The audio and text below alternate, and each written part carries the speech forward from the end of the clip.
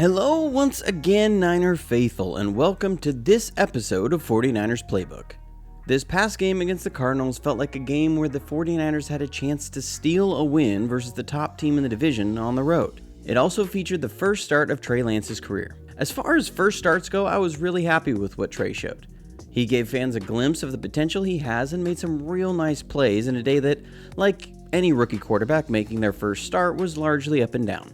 He had some real nice throws in the game, and we'll also take a look at some places where I'd like to see him develop and be able to take advantage of plays that ended up being big missed opportunities in the game. The offense as a whole didn't give him a whole lot of help as the offensive line consistently struggled containing or even minimizing J.J. Watt. We'll also take a look at how the 49ers pass rush was able to get to Kyler Murray multiple times and help kill drives. But because I think most people will be interested in Trey Lance's debut, we'll start out talking about Trey and then move on to some other things in the game.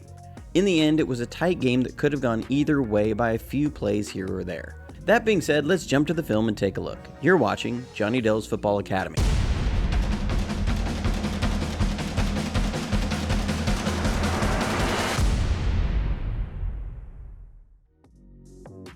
We'll jump around a little bit in this game, taking a look at a few themes. But the very first play gave us a look at what Lance can bring to the table as a thrower and an athlete able to get us out of bad situations. On this play, we're going to have a line slide to the wrong side. Arizona presents a 5-man front, with Chandler Jones to the flex or weak side. Ideally, if you see Chandler Jones over here and he's got no one to guard, you should be sliding your line towards his side. And this affects the play in two ways. One, you'll end up in a 3-on-2 situation in pass protection. 2, Brunskill will have to take a step to his left to help bridge the space vacated by Max sliding away from him. This is what will allow the tackle to beat him on an outside move. So almost immediately you have 2 free runners at your quarterback. That's not how you draw it up for the opening play of the game. But Lance was able to escape and pick up good yards on the play. Here's a good look at a play where I like how he reads the defense. I'd like to see him settle it down and make it a little more routine. We ran the ball well on a couple plays, and we're going to look to one of our staple plays, the Yankee concept. The Yankee features a post or inside streak and a deep crosser. If you've watched the channel, you might ask, what's the difference between the pin, the Yankee, or the Speedo? They do all look the same, but they threaten different areas of the field. The Yankee will look to attack the seam area where the hook curl defender would be. Arizona is going to bring 5 and play a 3-deep zone blitz. After the run fake, you can see how the underneath defenders are sucked up by the run fake. And we have Debo wide open. You see Lance get spooked by the rush a little bit and runs up and makes an off-platform throw. It's a good read, good completion, and we get a nice gain, and please don't take this as being overcritical, this is the same exact way he overthrew Travis Benjamin on the first drive of the game for an interception. Here's a look at that play from the end zone.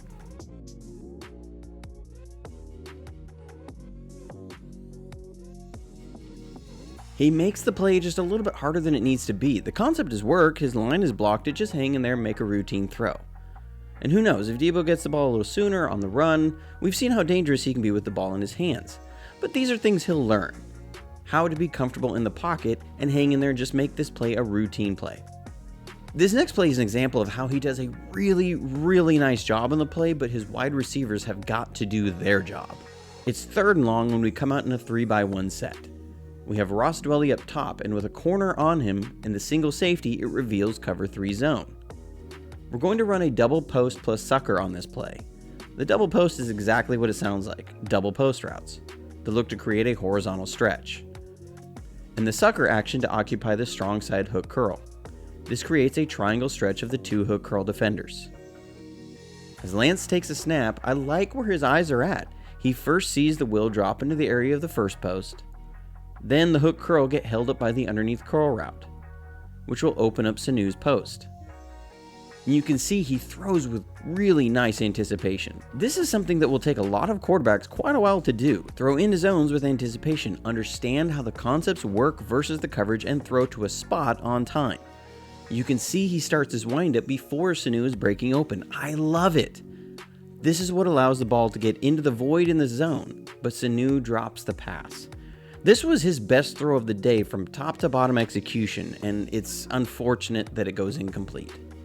And here's another play of just taking advantage of what the defense gives you. The Cardinals come up and crowd the line of scrimmage and are going to be in cover one man. We're just going to have a slant flat to the top with Juice and Ayuk. Somewhere in here, there's a bust. Either Juice's defender was supposed to be in man and dropped in a lurk, or one of the rushers was supposed to take Juice. Either way, with all the pressure coming, Lance maintains his composure and finds Juszczyk wide open for a nice gain.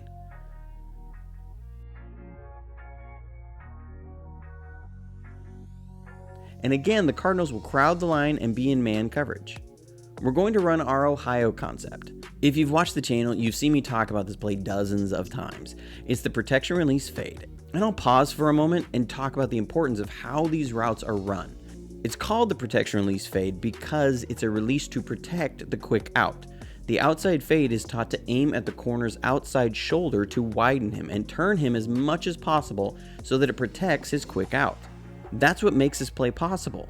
When the corner is widened, he turns in to track the fade and sees the quick out and tries to drive on it. But Debo ran a textbook protection release fade that widened the corner enough that he couldn't drive on the ball, and it's a nice pickup for a first down. Also, great job by Lance here. The Cardinals are coming with an overload blitz. It's cover 0, so they're going to have a guy come free. That means he has to catch the snap and throw. He read the off coverage in man pre-snap, and that's great execution by the young guy. And here's another play I really like his read and throw. I just want to see him make this a little more routine, which please understand, I really like what I see on a number of plays. He's in his first start ever, so I'm not expecting him to be a highly polished passer. This is also to be excited about because he's still making plays, still keeping his eyes in the right spots, and it's all great things. Here, we're going to run the Yankee concept again. Similar as the last play, the run action sucks up the underneath defenders. Arizona is in zone coverage, and you'll see Debo gets good separation on his crossing route. The pocket wasn't the cleanest, but Lance had a good enough pocket to take a hitch and throw. And that's what I'd like to see. Debo is in great position to catch and run. Instead, Lance runs up, like last time I showed it, and makes the throw a little late. It's a fantastic catch by Debo, but I'd like the ball to get out sooner. Let Debo use that separation he created and let him get some more yards after the catch. The next play, though, Lance shows good decisiveness and accuracy. We're going to run a bench concept. The Cardinals double Ayuk. Lance sees Sanu quick, hits him in stride for a nice pickup on the play. Good stuff from the young guy. So we'll talk about the now infamous fourth down run by Lance, stopped inches short of the goal line. Here we're actually going to try and hit Juszczyk on a shovel pass. He's supposed to come across the line and end up in front of Lance to put an underneath defender in conflict. He would either have to take Lance or Juice, but he can't do both. The problem is Mac gets blown up at the snap. He was too high and gets pushed back into Juszczyk, disrupting the timing. So the defender who would be in conflict isn't. And that's asking way too much for Lance to see this throw back across his body. Ideally, if Juice is there, the linebacker sits back more. Lance is just trying to make the best of a bad situation on a do-or-die play. Anyone faulting Trey on this play is just looking for a reason to fault him. Another play he's gotten some flack for is his failed fourth down attempt on a quarterback power. So this is a play where we're going to look to block everyone down, bring Juszczyk across, and kick out the M-loss or end man on the line of scrimmage, and pull Tomlinson around up into the hole. Well, what went wrong? Well, at the snap, McGlinchey gets beat badly by J.J. Watt, who penetrates and disrupts Tomlinson on his pull. You can see if Tomlinson is able to get around unfettered, we have a fantastic look here. He'd come up and kick out the defensive back, and we get an easy first down. Instead, he's slowed down, which gets he and Trey out of sync, and we're stopped short on fourth down. A perfect example of how things can appear one way, but in reality can be different. I've seen people criticizing Trey for not following Tomlinson here. Well, this one falls on McGlinchey. If we get a cleaner block on Watt, this is a first down, and the whole game might be different. So now we'll jump to a few plays and see where Lance may have left some meat on the bone. The Cardinals come out and show man alignment with a single safety. They successfully confuse Lance on this play. We're going to have a post flat to the top. And I'll take an aside to point out something I'm going to cover in a future video on the Brandon Ayuk situation. This is where Ayuk tends to be a lot, especially when we anticipate man coverage. This is the split end or X receiver. We go 3-by-1 here. This gives you options versus man. If they go single safety, you have your X one-on-one in isolation. You expect him to win. If they double the X, you can run all sorts of pick and rub plays to the 3 receiver side. This is why we need Ayuk to emerge in this role, and that's the end of the aside. The Cardinals are going to back out late into cover 2 zone. To the 3 receiver side, we'll have a verticals tied in with a slant. We run this a lot, and it tends to work great versus zone. We've seen Jimmy hit Debo or Juszczyk on this slant on multiple plays. And we actually put Juszczyk out wide, and with a corner on him should have revealed zone, but Lance just didn't see that. When Lance drops back, he's expecting to see Ayuk 1v1, which is where he went a lot in this game when he saw this man coverage look. But it's zone, and the play is covered to that side. You only have 2 routes versus 2 zones. On the 3 receiver side, we have a high-low on the mic in this Tampa 2. The mic either has to play the inside vertical or the slant. So from the beginning of the play, he should have recognized it was zone based upon Juszczyk being covered by a corner. And then, when he saw the 2 safeties back out, he should have worked to the 3 receiver side, or what we often call the concept side. And from there, you can see Juszczyk is wide open for what would be a nice gain. Instead, Lance locked onto Ayuk and takes a sack. And don't freak out, he's young. Arizona did a great job of disguising their defense and not giving Lance a defined pre to post snap read. I'm sure he didn't see this much in Division II college football, so in no way do I expect this from him early in his career. We as fans need to have realistic expectations of him, but this did end up as a big deal as we would fail to convert on this drive. And he did miss on a play just like this later in the game, but we had a holding call on both McGlinchey and Trent Williams. And here's another play left on the field that I think had a big impact on the game. This is a play you'll remember if you watched my video on the Eagles game, the 92-yard drive. Jimmy G hit Debo for a first down on 3rd down.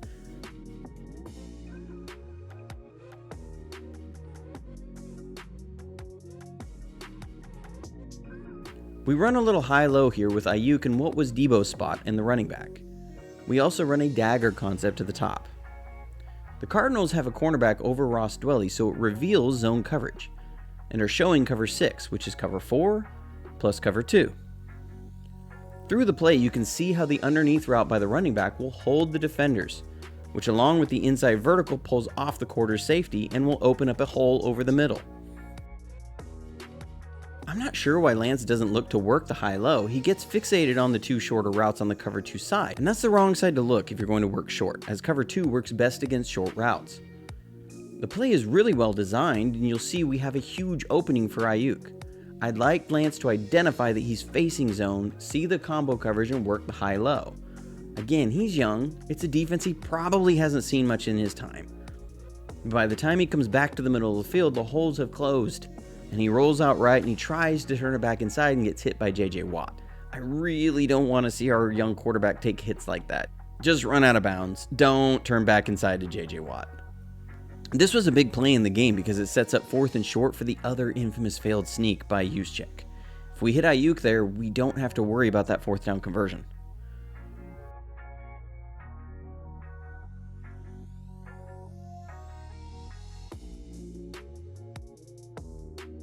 So after the failed 4th down, we get a fumble recovery and it's 3rd down, and Arizona is going to bring a cover 0 look for an all-out blitz.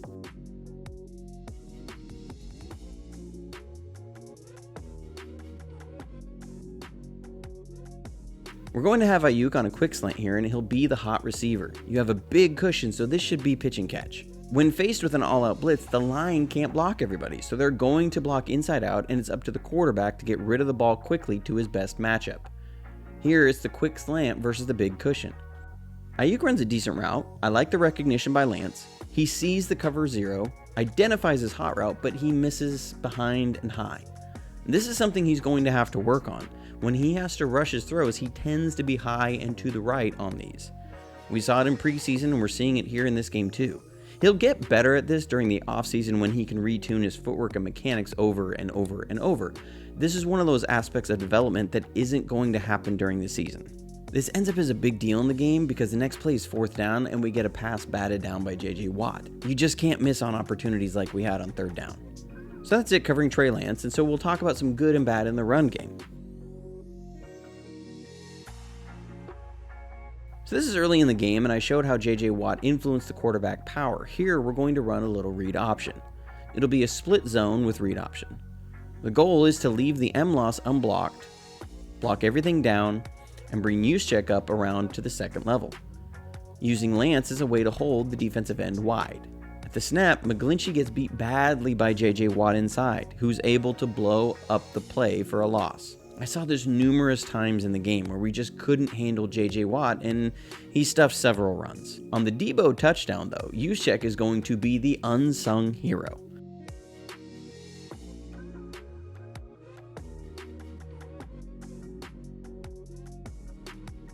We're going to run our toss play that we've seen a lot, just with Debo.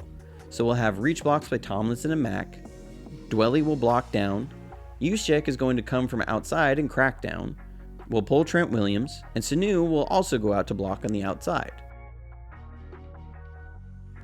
You'll see Juszczyk here get a great block on the contain player.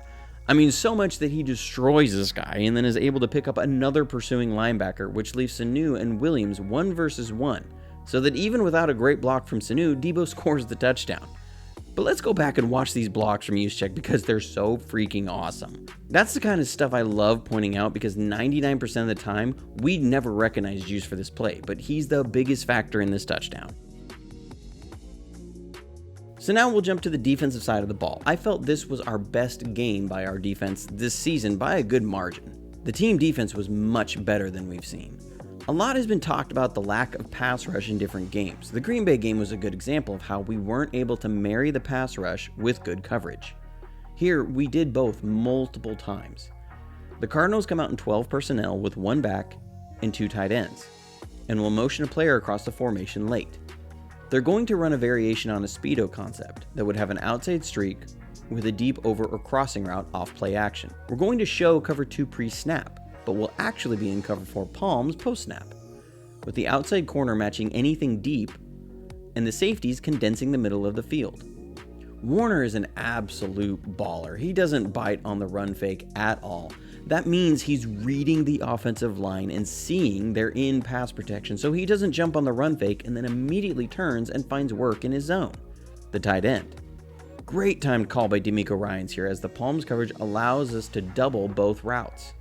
So when Murray comes out of the run fake, he's got nowhere to go with the ball, and it gives DJ Jones time to beat his man and get the sack. That's the marriage of good rush and good coverage. Next, we'll get a sack off a similar play that pushes Arizona out of field goal range. We again are going to show cover 2 zone pre-snap, and will again back out into palms. Arizona is going to run a variation on a verticals concept that would have worked great against cover 2 zone, as you'll have a fade paired with a post that will put the deep safety in a horizontal stretch, and then incorporate an in route to put the mic in a vertical stretch. Really great play design against cover 2 here. But as we're in palms, Tart isn't threatened by the outside fade. He knows Norman has that route and he grabs the post route. With having quarter safeties behind him, Fred Warner is able to drive on the in route. So great call by Ryans in the cat and mouse game. You show cover 2 zone 1 play, expect them to beat you a certain way, and call a play that counters this concept. Just really great stuff here. This coverage forces Murray to hold the ball and allows our contain rush to get home. Great coverage, great rush, great defense that pushes Arizona out of field goal range. It's stuff like this that really gives us hope down the road for this team gelling and getting hot at the right time.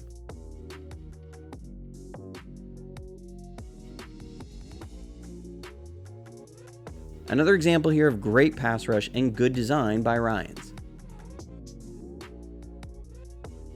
The Cardinals are backed up and in a passing situation, so we move Bosa inside with Kinlaw outside. The Cardinals are now faced with, do you put your guard 1v1 with Nick Bosa, or allow Bosa and Kinlaw to work a stunt on your guard and tackle 2-on-2? No, so this forces a slide to that side. That means you'll have Armstead and Ford in one-on-one situations in space. Armstead just bull rushes the guard into Murray, and should have been a holding play in the end zone for a safety. But this is really nice design to put your players in a great position to succeed. We also did a real nice job in the run game, and it was a lot of plays like this where we were able to keep our linebackers clean. Here, the Cardinals are just going to run an inside zone. The key on these plays is the defensive tackles understanding which guys want to get off of them to the second level. The guards want to get to Shire and Warner. So at the snap, you'll see our defensive tackles grab and occupy the guards. who are trying to move off and hand the defensive tackles to the tackle and center. This draws a double team, keeps both linebackers clean, and we get a stop for little to no gain on the play. I saw this kind of play from our interior guys a bunch in the game and is a huge improvement over week 1. Really, Arizona's best success came by just taking shots to DeAndre Hopkins in the game, which he's Hopkins. He's going to make some plays. But overall, the defense played a really good game. Their best of the season, in my opinion, and really something to build off going forward. All in all, no one likes a loss, especially one against a division leader and a game in which we had many opportunities to win. The bye seems to be coming at a good time as we need to allow as many guys as possible to get the chance to be healthy and be ready to go down the stretch. The season is not lost, lots of good things to look forward to, and lots of positives to bring out of the game. I have full confidence that if we can get a few more things clicking, we'll start to see the team we all hoped we'd have before the season began. Lots of good things from Trey Lance and lots of room for growth too, so we should all be excited about what he can bring to the team going forward. As always, if you'd like to support the channel in any way, I'll have links for that below. And that's it for this week. Hope you enjoyed it. Like and subscribe if you already haven't, and make sure you click the notifications button to be alerted to when a video goes live. As always, stay safe, stay healthy, and go Niners.